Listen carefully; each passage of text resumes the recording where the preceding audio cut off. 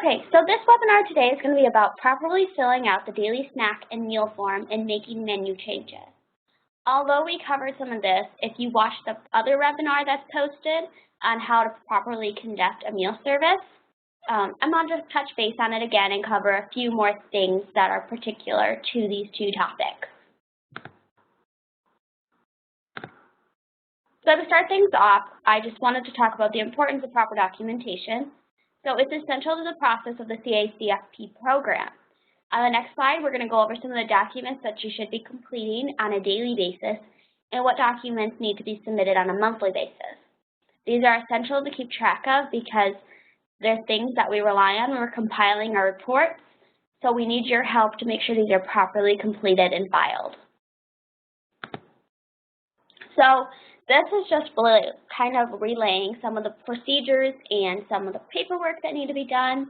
I'm not going to go into great detail about the specific things. You can read over it either on here on your own time, or these documents can also be found on the Dropbox, and you can look those up and read them over yourself. So basically what this is just listing is that the two things that you need on your daily snack form is basically a menu, which lists the menu items and the dates, and also a completed snack form. So those two things are very essential to keep track of and also to keep accurate. And then on top of that, you need to make sure that you also have your time logs, your kids tracks, attendance lists, and also your program expenses. Those are things that need to be submitted on a monthly basis. So those are going to be things that you do all the time, but your daily snack counts need to be submitted daily. And let me take that back. You don't need to submit them daily, but you do need to complete them daily and file them away so that at the end of the month, when you're submitting these to Lana, then you submit all of them. My mistake. So just to clarify that, I want to make sure you understand that the daily forms are ones that you fill out daily and then file away, and the monthly forms are just things that you take care of one time a month, and then whenever the date is, as this is below, normally it's around the 10th of the month, but there is other times that it's been different, so you just got to make sure you keep track of that, but then you just submit these documents to Lana. So I just did this slide just to kind of compile it down and make sure that people kind of understood, because sometimes it can get really wordy and that can just overwhelm you. I know for myself that can be a case. So I just wanted to kind of pinpoint some of the things that need to be there. And this is just kind of a list. It's just a general list. I really encourage you to go to the Dropbox and read over the documents yourself if you have not done so already. But basically, you just need an attendance sheet, so a daily roster sign-in, and this is something that's submitted once a month. You need the number of at-risk meals served and your daily snack count. So those need to be compiled. You need to make sure that your daily snack count is filled out properly too. And we're going to go over this a little later. So that, and then lastly, you need to make sure you have your menu. And don't forget to look over these things. This was just a really quick, if you wanted to quick kind of get a gist of what things need to be submitted, this is just a quick idea. But make sure you read over your documents carefully so that you understand what records need to be submitted on a monthly basis, and also what documents need to be filled out daily.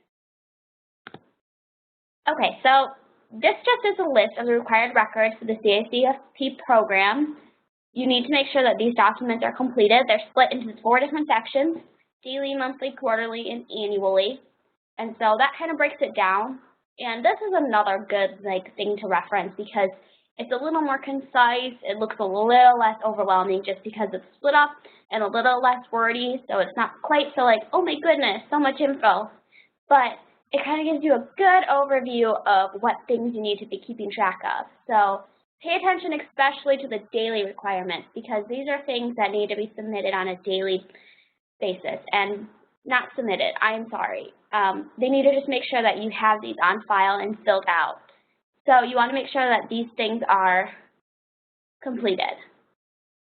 And also the monthly stuff, this is stuff that you're going to be submitting to Lana.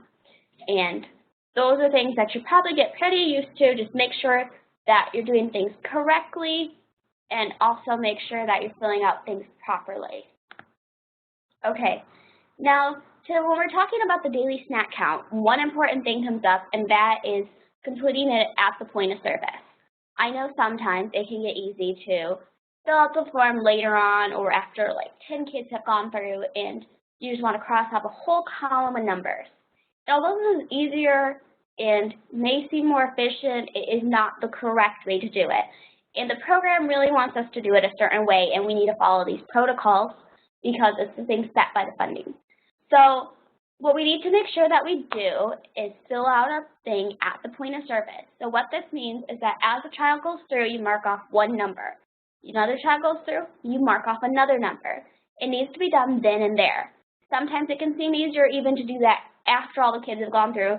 You count up, and then you figure out how many kids are even there, and then you cross them off then.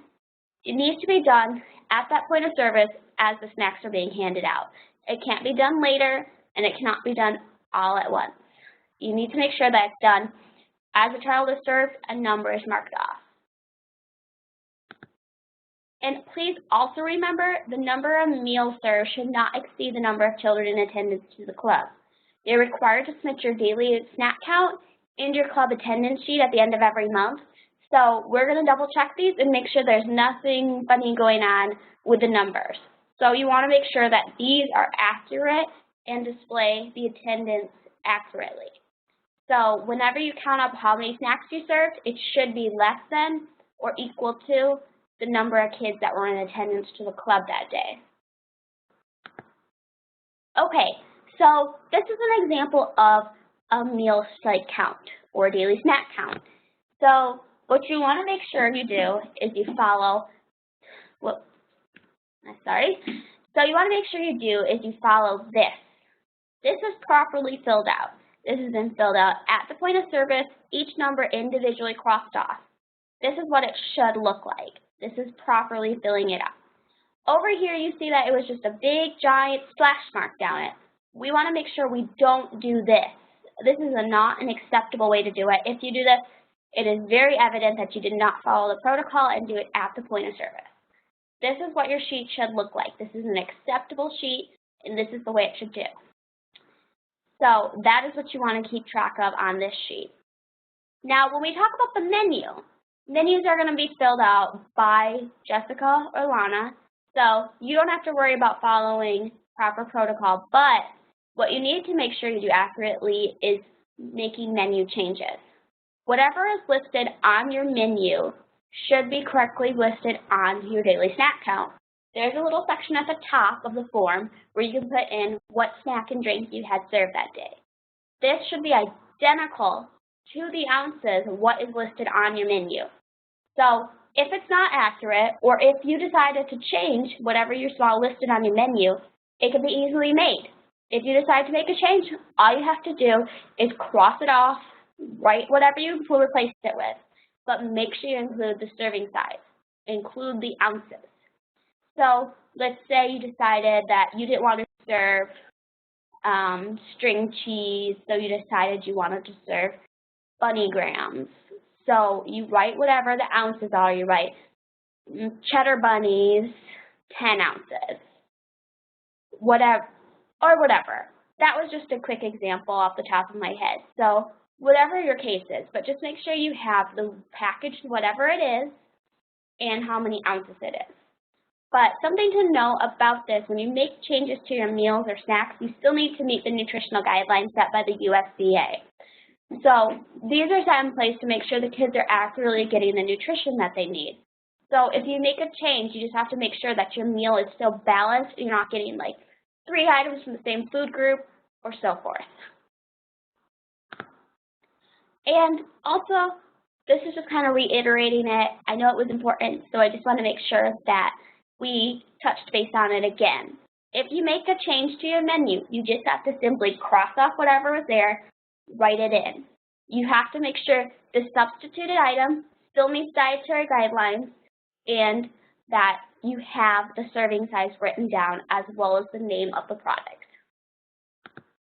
This right here is just a quick example of what it should look like. As you can see, this is what we talked about before. You saw the sheet on the other side when we were talking about the point of service. But basically, as you see up here, it lists whatever was on the menu. You have the name of your item and the ounces. Name of the item and the ounces. And down here, it's not really important that you be able to read this, but basically that's exactly what's written down here. And as you can see there, they decided to make a change, and even down here. It's that simple. You can just cross it off and handwrite it in. It's that easy. So just make sure that happens though, because if you didn't make that change and we saw on this menu that it said that you were going to serve eggs, but then on here it said you were going to serve yogurt, then that wouldn't be accurate. And then there would be an issue because these are not identical. These need to be identical. Whatever's on the day that the snack form is, it needs to match the menu item here and the items listed here. They need to be the same. So just to say some final words in closing, you need to make sure you keep accurate and thorough records. That's the best way for the club to ensure they get the reimbursements they're entitled to. And the records do need to be accurate, so when they're submitted on a monthly basis, that everything was followed properly and that the reports can be accurate. I posted the Dropbox link right here to the CACFP page. There's tons of things about the food program and a lot of the stuff about the stuff that we covered today. So I encourage you to go there and check them out. Take some time to peruse it and read it over. And if you have any questions about anything we talked about today, or questions about the program and menus, anything, you can feel free to reach out to Alana or Jessica. Their information is posted below. There's phone numbers, email addresses, whatever. Whatever you feel comfortable doing, don't hesitate to reach out to them with any questions that you might have. I hope you've enjoyed this webinar and have found it beneficial.